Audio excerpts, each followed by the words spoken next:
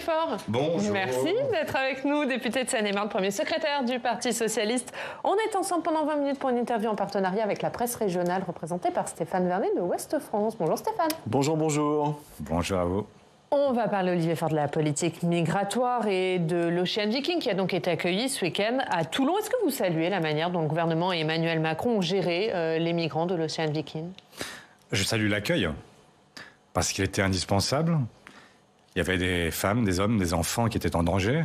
Maintenant, saluer la façon dont ça s'est passé, ce serait beaucoup dire, parce que la réalité, c'est qu'on a beaucoup tergiversé et que j'ai le sentiment quand même que cette question-là n'est toujours pas réglée dans la tête du président de la République. Or, si on veut se replacer sur un terrain plus général, on a 234 migrants dans un bateau qui cherche à accoster.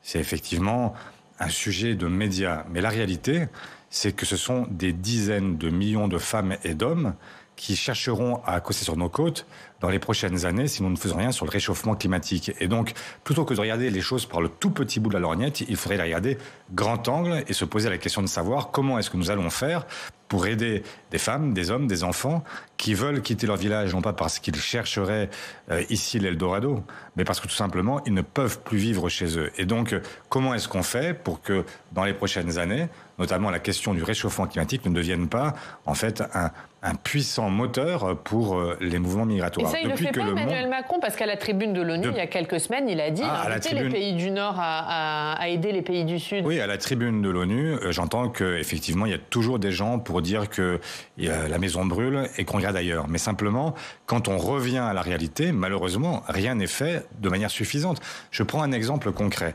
En pleine COP27, il y a un projet qui est en train de démarrer en Afrique de l'Est avec Total, avec le soutien du président de la République. Et ce projet qui s'appelle donc l'ICOP, eh bien, est un projet qui va produire 24 millions de tonnes pendant 25 à 30 ans de CO2 qui va être projeté dans l'atmosphère. C'est un projet qui détruit aujourd'hui toute l'économie vivrière sur le long du parcours entre l'Ouganda et la Tanzanie. C'est un projet qui détruit les écosystèmes locaux avec une indemnisation qui est très faible quand elle est versée. Et donc, vous allez maintenant nous expliquer que ces gens-là ne peuvent pas venir vers le continent européen. Mais la réalité, c'est que depuis que le monde est monde, quand il fait trop froid, quand il fait trop chaud, les gens bougent. Quand ils bougent, ils provoquent des conflits. Ces conflits se transforment en guerre. Et les gens fuient aussi la guerre. Et donc, vous aurez de toute façon cette question-là devant vous si nous ne traitons pas en profondeur ce sujet. Et donc, 234 migrants, ça n'est pas grand-chose par rapport à ce qui nous attend si nous ne faisons rien. Alors, ce n'est pas grand-chose, mais beaucoup en font une question de principe. Ce principe, c'est le droit maritime, le droit international. Normalement, ce bateau aurait dû être pris en charge par l'Italie, pas par la France. Il y a quelques années, il n'était pas question pour la France de déroger à ce type de principe. Pourquoi est-ce que le président et le gouvernement français changent le pied pour vous ? Mais parce qu'il y a un principe qui devrait nous guider tous, c'est le principe humanitaire. Et vous ne pouvez pas laisser des gens qui sont en danger de mort parce qu'il y a des maladies, parce qu'il y a de la déshydratation, parce que vous avez des enfants qui sont à bord. Eh bien, vous ne pouvez pas laisser ce bateau tourner. Et surtout le discours qui consiste à dire oui, mais ça pourrait créer un précédent, on ouvre une brèche.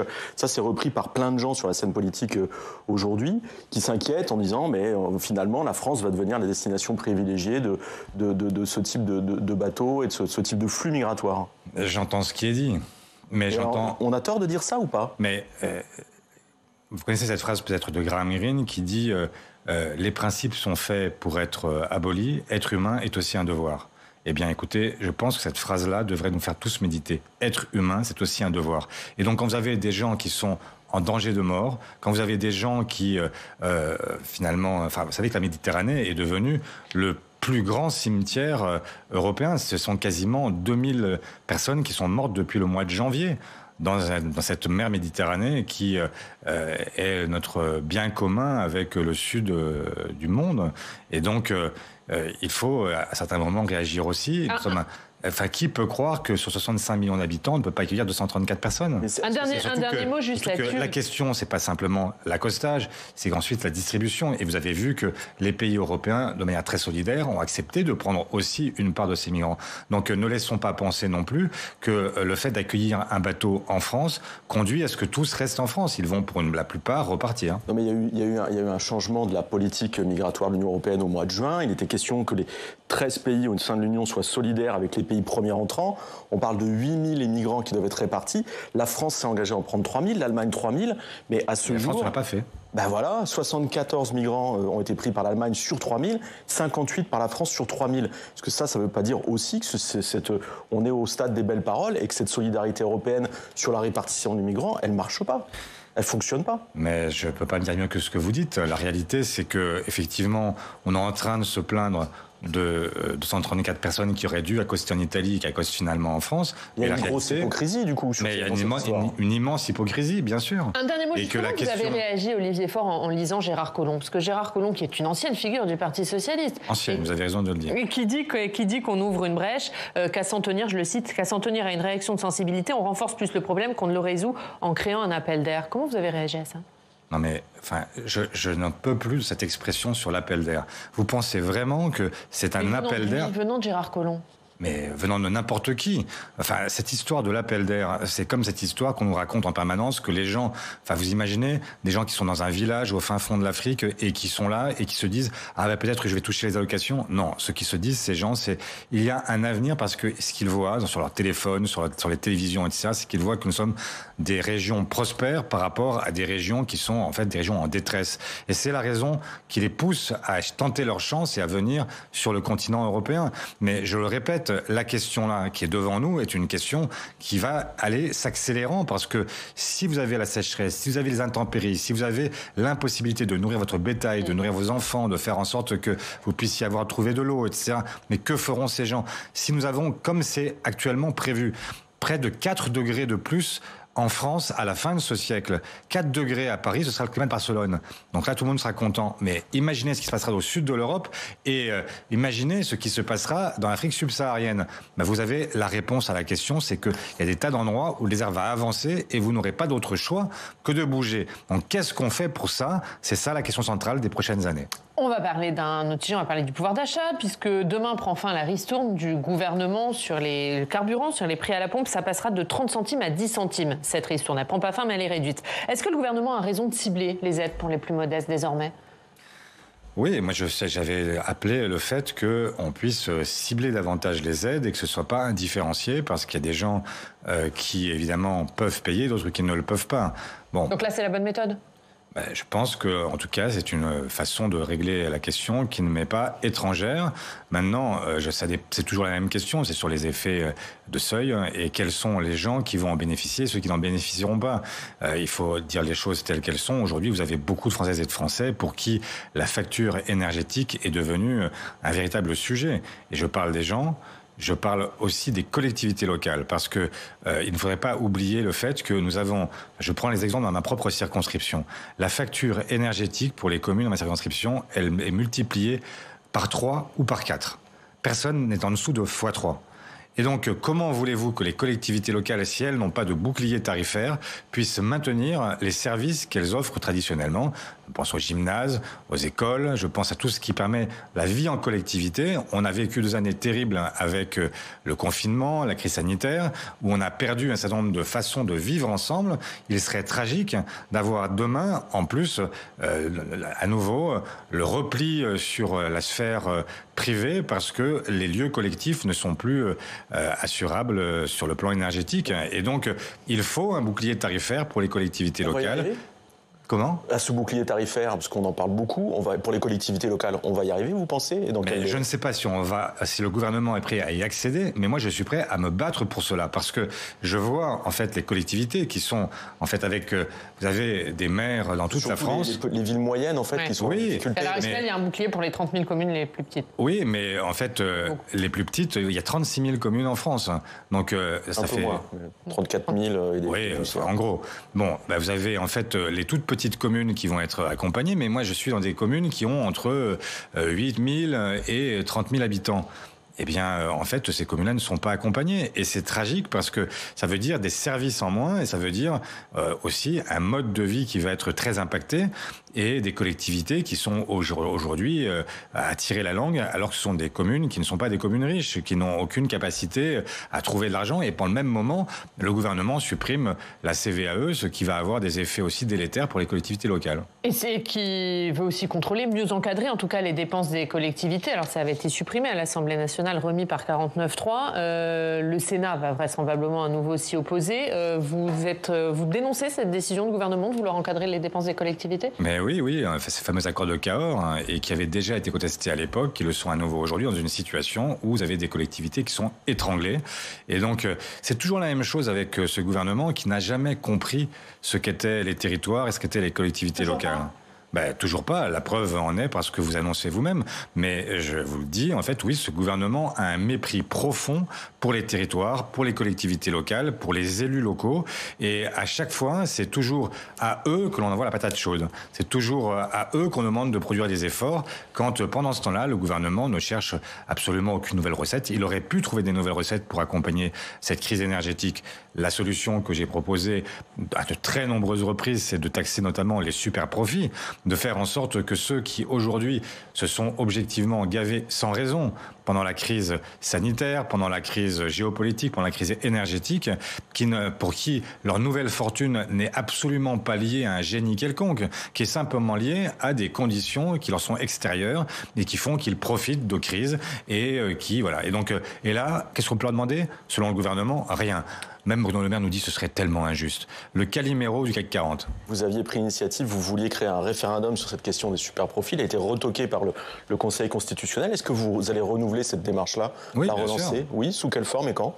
Nous allons, dans la niche parlementaire qui viendra en janvier pour les socialistes, nous remettrons en discussion ce texte parce que le débat doit avoir lieu et là où le gouvernement cherche à chaque fois à l'éviter, pendant le débat budgétaire, nous avions déjà remis par voie d'amendement cette question et à chaque fois ça nous a été empêché par le 49.3. Le texte que vous allez représenter, c'est pour reproposer à nouveau un référendum ? Non, c'est pour proposer directement la mesure. Et le référendum, c'était une des façons possibles pour repasser par la fenêtre, là où on était bloqué par le 49.3. Et comme le Conseil constitutionnel considère que l'article 11 de la Constitution ne permet pas de poser la question fiscale, nous allons repasser par la voie parlementaire classique, c'est-à-dire par une proposition de loi.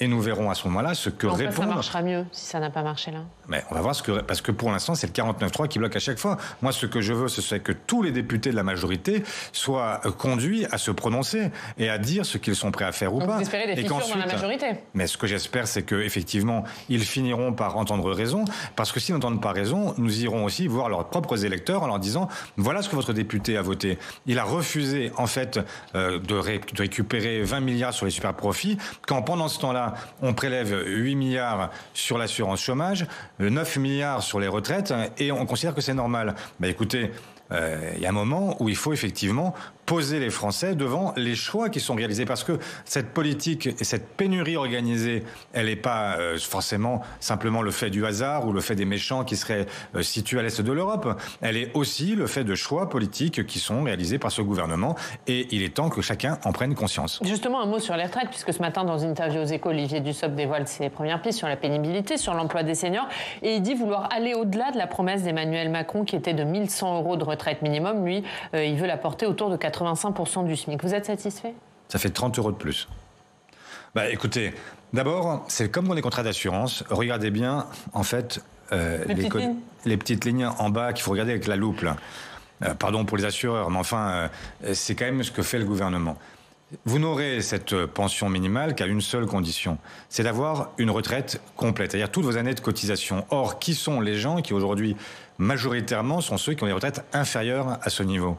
Ce sont les gens qui n'ont pas pu avoir toutes leurs années de cotisation et qui doivent attendre non pas simplement l'âge légal, mais en fait l'âge du taux automatique, et qui est 5 ans après l'âge légal. C'est-à-dire que, en fait, si rien ne changeait, il faudrait attendre 70 ans pour pouvoir obtenir cette retraite minimale. Mais qui sont les gens... Il dit qu'il ne touchera pas à l'âge de la décote et qu'il restera à 67 ans. Olivier Dussopt ce matin. Eh bien, alors 67 ans, même 67 ans, qui sont les gens qui, déjà au chômage, à partir de 50 ans, vous savez que c'est très compliqué de retrouver un emploi, etc. Qui sont les gens qui accepteront d'attendre, en fait, 15 ans, 17 ans, pour pouvoir enfin atteindre cette pension minimale ? Et comment justifierez-vous le fait que vous ayez en fait un âge légal et un âge du taux mécanique automatique qui soit aussi proche? Dans ces cas-là, en fait, il y a beaucoup de gens qui vont râler aussi. Donc ça veut dire qu'il n'y a pas de compromis possible pour vous, même sur ces questions. Mais je suis contre le recul de l'âge légal. Non, mais pourquoi? Parce que c'est pas simplement une question théorique, c'est parce que qu'est-ce qu'on est en train de faire le gouvernement? Il est en train de dire je veux faire 9 milliards d'économies sur le dos de ceux qui ont commencé à travailler le plus tôt. Parce que c'est comme ça que ça va se passer. Pour vous et moi qui avons fait des études longues, la réalité, c'est que moi, si je regarde bien, si je veux atteindre mes 42 années de cotisation, il faudra que je travaille jusqu'à 65 ans à minima. Donc moi, je ne suis pas touché par cette réforme. Mais celui qui a commencé à travailler à 16 ans, 17 ans, 18 ans, 19 ans, 20 ans, celui-là, forcément, il va devoir cotiser plus longtemps pour une retraite qui sera identique, parce que tout simplement, c'est lui qui va payer ma retraite. Est-ce que c'est juste? Non. Pourquoi? Parce que en plus, l'espérance de vie, vous savez très bien, entre les cadres et les ouvriers, elle est de 8 ans de décalage. Et je parle de la moyenne. Il y a bien sûr des cas qui sont bien plus importants dans certains métiers, dans certaines branches professionnelles. Et concernant les autres textes d'actualité à l'Assemblée en ce moment, quelle sera la position des socialistes? Je pense par exemple à la loi d'orientation de programmation du ministère de l'Intérieur, la loi LOPMI, dont l'examen a débuté hier, qui prévoit 15 milliards de plus sur 5 ans pour les forces de l'ordre, 8500 policiers et gendarmes supplémentaires. Et comment vont se positionner les socialistes? Comme à chaque fois que ça ira dans le bon sens, eh bien nous voterons pour, quand il n'y a rien à redire. Quand ça va dans le bon sens mais que ça ne va pas assez loin, on s'abstient. Et quand on est contre, on est contre. Voilà, donc là, en l'occurrence, sur la LOPMI, nous allons voir comment se déroule le débat, notamment sur les questions qui sont liées à la garantie sur la police judiciaire, qu'elle ne soit pas mise sous l'autorité du préfet et qu'on n'ait pas... Ça va pas dans le bon sens pour vous? Ça va pas dans le bon sens. Par contre, donc, les moyens alloués, on veut des garanties sur le fait que la police judiciaire restera maître de ses propres... qu'elle restera maîtresse d'elle-même. Et en revanche, sur le reste, ça va dans le bon sens. On pourrait effectivement toujours dire qu'on pourrait aller plus loin encore, etc. Mais enfin, ça va dans le bon sens. Donc ça sera un vote pour ou abstention? Ce sera ou le pour ou l'abstention. Ça n'est pas décidé. Ça dépend du débat lui-même. Parce que dans toute... et s'il n'y a pas de régression, s'il y a des régressions, ce sera contre. Mais effectivement, on jugera sur pièce en fonction du débat. Il y a un autre texte qui risque de diviser, c'est le texte sur la corrida qui sera examiné la semaine prochaine. Alors c'est une proposition de loi d'Aymeric Caron, député de la France Insoumise. Est-ce que vous le voterez? Il y a pas de là, on doit se réunir aujourd'hui, en fait, dans quelques heures, et on prendra une décision. Je ne peux pas vous la donner à ce stade. Mais il y aura une décision de groupe ou il y aura une liberté de vote? Je ne sais pas s'il y aura une décision de groupe ou s'il y aura une liberté de vote. Le débat n'a pas eu lieu, donc je ne peux pas vous répondre. Quelle est votre position? Je pense qu'il y a une évolution nécessaire, qu'elle est difficile parce qu'elle touche aussi à des traditions qui sont très ancrées, et donc il faut faire attention à peut-être imaginer des solutions transitoires. Il faut regarder les choses avec beaucoup de circonspection. Donc, pas favorable à l'interdiction plutôt? Immédiate. Quand vous avez un président de groupe qui est issu des Landes, c'est compliqué d'avoir un groupe qui vote ce texte, du coup, j'imagine. En Seine-et-Marne, il y a peu de corridas. Je sais que les férias, ce sont des événements qui sont très populaires, que ce sont des événements qui mobilisent des dizaines de milliers de personnes chaque année, et qu'il faut aussi laisser vivre les traditions, simplement quand elles sont cruelles. Il y a aussi là des choses à inventer, et à les inventer avec les aficionados, avec le monde de la corrida aussi, et aller vers une évolution qui permette d'éviter la souffrance animale. On va parler du PS. Le Parti socialiste, donc vous avez votre congrès le fin janvier de l'année prochaine. Ça va arriver vite. La semaine dernière, il y a 7 textes qui ont été d'orientation générale qui ont été déposés. On dit qu'il y aura a priori 3 motions à l'arrivée. Comment est-ce que vous appréhendez les choses, notamment par rapport à ces concurrences? Vous êtes serein ou vous avez des doutes? On entend beaucoup que vous seriez sur la sellette, en difficulté au sein du parti. Ça vous fait sourire? Bon, je ne sais pas s'il faut sourire ou pleurer ou je ne sais pas. Enfin, la réalité, c'est qu'à chaque fois, c'est le même cinéma et que chacun cherche à montrer les muscles, à expliquer que tel est en danger. Ou... Moi, je ne vais pas vous dire... C'est du cinéma pour vous ? Ben oui, c'est du cinéma. Il y a un vote qui aura lieu en janvier. Donc, attendez le mois de janvier. C'est un vote démocratique avec des militantes et des militants qui seront amenés à trancher. Est-ce que vous voulez revenir en arrière ou est-ce que vous voulez continuer avec cette direction qui a permis notamment de rassembler l'ensemble de la gauche et des écologistes ? Et cette question-là, eh bien, elle sera tranchée par les militants eux-mêmes. Et donc, tous ceux qui spéculent le font toujours pro domo. Ils le font en général parce qu'ils aimeraient bien qu'on puisse dire que je suis menacé. Et moi, je pourrais vous dire que je ne le suis pas. Et je ne vous le dirai pas non plus parce que je trouve ça ridicule. La démocratie, ça se respecte. Et quand on attend un résultat, on attend un résultat. Et le débat vient de commencer. Nous allons discuter dans les fédérations. C'est un parti démocratique. A priori, vous avez 59... secrétaires de fédé départementales sur 100 qui vous sont favorables, donc il n'y a pas trop d'inquiétude. Mais je veux pas rentrer là-dedans. Je veux pas commencer à dire.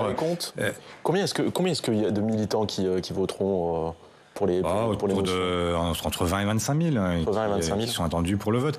Mais qu'est-ce que vous pensez de cette troisième voie ? Puisque c'est ça la question. Là, jusqu'à maintenant, il y avait vous, qui êtes pro-NUP, puis il y avait Hélène Geoffroy, qui est clairement anti-NUP, et puis là, il y a une troisième voie avec Nicolas Meyer-Rossignol, le maire de Nini.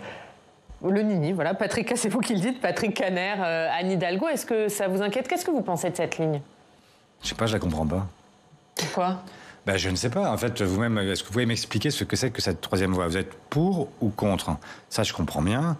Je suis pour le rassemblement de la gauche et des écologistes. Je pense que s'il n'y avait pas eu de rassemblement de la gauche et des écologistes, il n'y aurait plus de socialistes à l'Assemblée. Je pense que nous n'aurions plus droit à l'expression, que aucun socialiste ne viendrait plus sur votre plateau.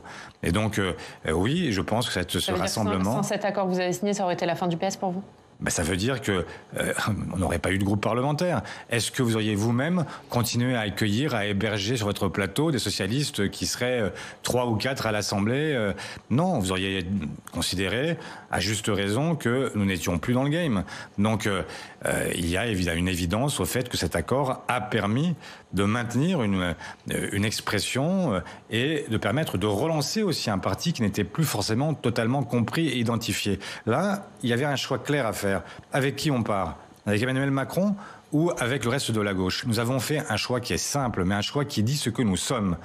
Dans notre tradition, dans notre histoire, dans notre avenir, nous sommes de gauche et nous allons le rester. Voilà l'ancrage que moi je souhaite. Et toutes celles et ceux qui cherchent à dire on est contre le rassemblement avec les uns ou avec les autres, qu'est-ce qu'ils veulent alors ? Où veulent-ils aller ? Quel est en fait leur centre de gravité ? Vers qui veulent-ils se diriger ? Qui pense aujourd'hui ?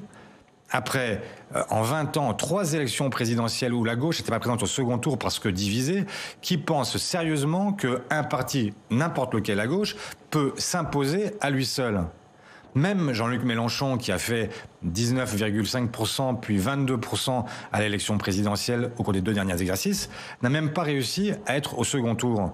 C'est donc dire que nous, avec nos 6% ou nos 1,7%, nous aurions été bien en peine d'être au second tour aussi. Donc il faut retrouver un peu de raison et faire en sorte non pas de se regarder le nombril, de se dire tiens j'aimerais bien être dirigeant de tel ou tel parti, mais de se dire comment est-ce que je peux faire pour que les idées auxquelles je crois et les gens que je défends puissent enfin obtenir la victoire. Ça n'a pas permis la victoire à la NUPES, mais ça a permis de réveiller l'espoir et de construire un chemin. Il n'est pas achevé, il faut s'élargir encore, continuer à travailler, faire en sorte que ce projet partagé s'enrichisse pour pouvoir trouver des électeurs et des électrices nouveaux. Mais ça ne veut pas dire revenir en arrière et considérer que désormais c'est le chacun pour soi qui doit l'emporter. Cette thèse-là, elle a déjà été utilisée à de trop nombreuses reprises et elle a toujours conduit à la même chose, à l'échec et à la défaite. Trouver un chemin, s'élargir encore, est-ce que ça veut dire que les prochaines élections, je pense aux sénatoriales de 2023, c'est des élections où les socialistes se présenteront avec la France Insoumise, les Verts, les communistes, sous des étiquettes NUP. Et comment ça va se passer pour les européennes en 2024 ?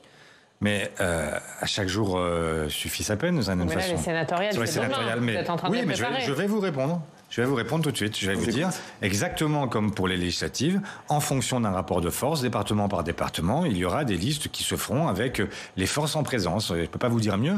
C'est exactement ce qui s'est passé au moment des législatives. On n'est pas dans le même rapport de force. Au sénatorial, vous avez 80 sénateurs et la France Insoumise n'en a pas un. Ça veut dire que le Parti Socialiste doit être moteur pour vous ? Ça me paraît juste une évidence. En fait, c'est... Mais c'est une évidence partagée par la France Insoumise ? Oui, bien sûr. Bien sûr, ils sont conscients du fait qu'ils ont très peu d'élus locaux et donc très peu de grands électeurs. Donc, bien sûr, jusqu'à présent, j'ai entendu de la part de Manuel Bompard une revendication extraordinaire qui est de demander un sénateur. Bon, je crois que on ne peut pas... Il en veut qu'un ? Je crois avoir compris ça. La discussion n'a pas commencé. Mais ça veut dire quoi ? Ça veut dire que, bien sûr, qu'ils sont conscients qu'à chaque fois, les accords se font sur des bases qui sont des bases communes, appréciables, qui sont à la base du rapport de force. Et vous en avez parlé avec Patrick Kanner ? Parce que lui, il est sur la troisième voie. Il n'est pas pro-NUP.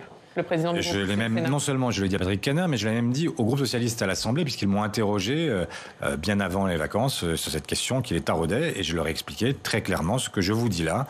Évidemment, ça sera sur la base d'un rapport de force. Voilà. Un dernier mot, qu'est-ce que vous pensez des déclarations des Hollandais ? On avait Stéphane Le Foll sur notre plateau la semaine dernière qui disait qu'il fallait ouvrir un débat à l'extérieur du Parti socialiste et créer un nouveau mouvement. François Hollande qui dit que le Parti socialiste n'a plus d'identité.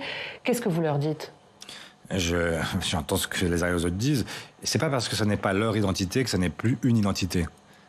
Et il ne faudrait pas que chacun finisse par considérer que le Parti socialiste est son propre patrimoine. Le patrimoine socialiste, c'est le patrimoine de tous les Français qui veulent que ça change et que ça bouge. Et donc, il y a aujourd'hui une majorité et il y a des frondeurs, des gens qui considèrent que quand ils ne sont pas servis par la majorité, eh bien, ils peuvent fronder, expliquer que ce n'est pas la bonne version des choses. Pour vous, François Hollande, c'est devenu un frondeur du PS ? Bien sûr. Écoutez, je ne sais pas comment... Enfin, c'est ce qu'il aurait dit de n'importe lequel d'entre nous si nous avions, dans son quinquennat, été défier la règle majoritaire. Il y a une règle qui est la règle majoritaire. Je vois que depuis des mois, voire des années, il s'évertue à fronder à l'extérieur. Écoutez, c'est dommage, parce qu'un président de la République, un ancien président de la République, ne devrait pas s'abaisser à ça. Mais...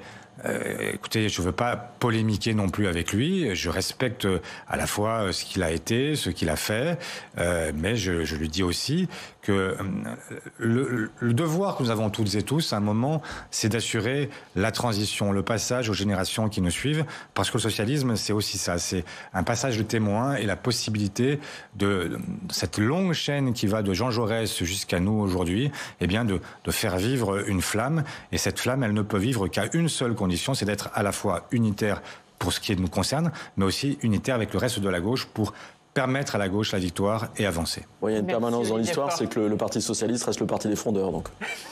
Écoutez, j'aimerais bien que ce ne soit pas la seule permanence. C'est surtout le parti du progrès social, le parti de la transformation et pas simplement le parti de l'accompagnement d'une logique libérale qui, depuis longtemps, a montré non seulement ses faiblesses, mais aussi ce qu'elle cause sur le plan social, sur le plan climatique. Et donc, il nous revient dans cette génération, de relever ces défis. Merci beaucoup, Olivier Faure. La une de Ouest France, c'est l'Ukraine. Kherson libérée. Quelle stratégie pour l'Ukraine ? C'est à la une de Ouest France. Merci beaucoup d'avoir été avec nous. On passe au Club des Territoires.